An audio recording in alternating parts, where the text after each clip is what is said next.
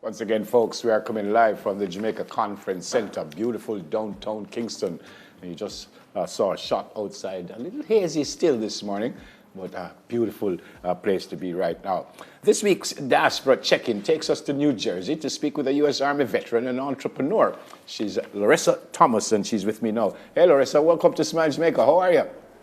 Good, Neville. How are you? I am well, give thanks. Well, first thing, it's a veteran. You don't look like you're a veteran at anything at all. I know when you left Jamaica, but why did you leave us at that time? I left. My dad lived in the United States at the time, and he pretty much filed the paperwork for me and my other sibling, my sister, to join him here in the United States. Yeah, what was it like for you when you just went up? Definitely different culture than what we're used to in Jamaica. Food was, you have to pretty much make your own Jamaican food. There's restaurants that sell it, but it's definitely not the same as when you are living in Jamaica. Yep. People were okay. They were pretty nice. Some of them are, but you find that everywhere you go. Yep. Where in Jamaica are you from? Grew up in St. Catherine, Portmore. I was born in St. Thomas. Okay, so you were born in St. Thomas, lived in St. Catherine and Portmore, and you took off. Yeah. Why did you join the Army, and how long were you there before you went into the Army? I came here 96, went to high school. After I left high school, I didn't want to go right into college. I wanted to do something a little different. And I figured that would be the next best move. I did overall 5 years total. Was a part of the funeral detail when I was in, which is going out and pretty much presenting, folding up the flags for Army veterans who passed away, either war or just, in general from natural causes. Okay. And go ahead. No, finish your point. Oh, no, I was saying every year we have, right now that I'm out and I'm a veteran, every year in my community we have Memorial Day parade, and it's a privilege to be able to march in the parade. I have my son and my nephew that normally joins me in the parade, either passing out flags to kids or other veterans or members of the community, or carrying the flag, for the entire walk of the parade. Okay, you were a chaplain also?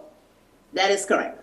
So I'm a part of the American Legion. So after you get out of the Army, we have different organizations that you can join. And a part of it, one of them is the American Legion.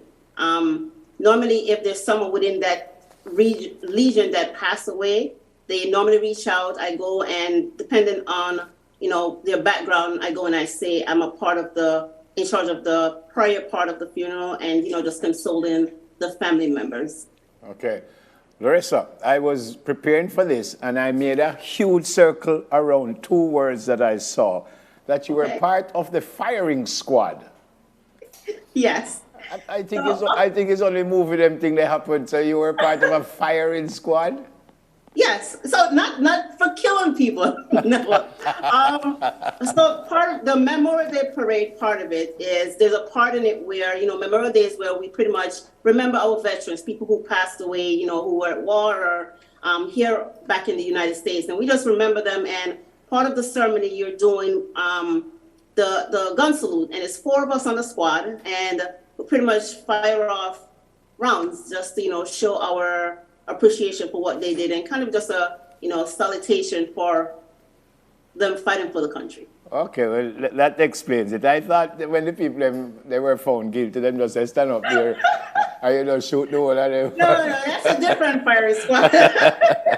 And then personal trainer, that's where you are now? Correct, yes. Why that now? So you finished with the Army, and now I said entrepreneur, so explain after the Army where you went and where you are now. Okay, so after the Army, I worked for Bank of America, corporate office. The office that I was working, I was there for 5 years. The location that I was working in, they actually closed. At that time, we were going through the mortgage recession part. And after, while I was there, before they closed, I used to work out myself, just my own, had my son, gained a little weight, wanted to, lose the weight that I gained. So I was going to the gym, working out. And employees at my at Bank of America, asking me questions, how do they lose weight? What can I, offer assistance and stuff, things of that nature. then I liked it. It was a good feeling to be able to help people. So I, got certified with my GI Bill from joining the military. And the location that I was, after about a year or so of me being certified, they ended up closing. And I pretty much just went into training full time and been doing it ever since. I love it. It's a good, way to help people. People never realize how strong they are or what they're capable of doing until you actually, show them that you can do it. It's a good feeling when you're able to see the potential in someone that they never saw. You could, show them and guide them and lead them along the way. Yeah, beautiful. You're obviously a very accomplished woman. Tell me now about Made with Love. What's that? Okay, Made with Love is when the pandemic hit. I, working at the gym full time, that was majority of my income. And after the pandemic hit, they told us, okay, we had to close. All the gyms were pretty much closed, and I had to, find ways of bringing in additional income to support myself and my son. And at that time, it was a time for me to kind of reflect and take a little bit more care of myself because I had the time to do it now. Apart from running my boot camps on the side, I, thought I would look into something to get my hair, I have dreads, so I wanted something that would help my hair grow and, all that good stuff. And all the products that they had that I was finding had all these chemicals.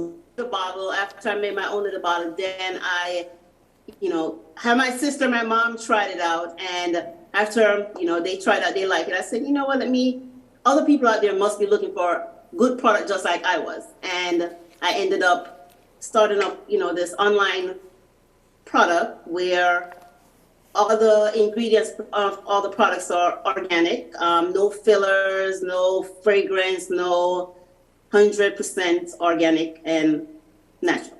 Fantastic. Anybody you want to say hi to before you go? Sure. Say hi to my grandma, Auntie Annie, Auntie Lana, Tatiana. Shout out to my son and my nephew. They're actually graduating from middle school today. Prince, just the entire family in Jamaica. I just want to say, miss you guys and love you guys. Fantastic. I should have asked this before. Quick answer. Are you a different person because of the Army?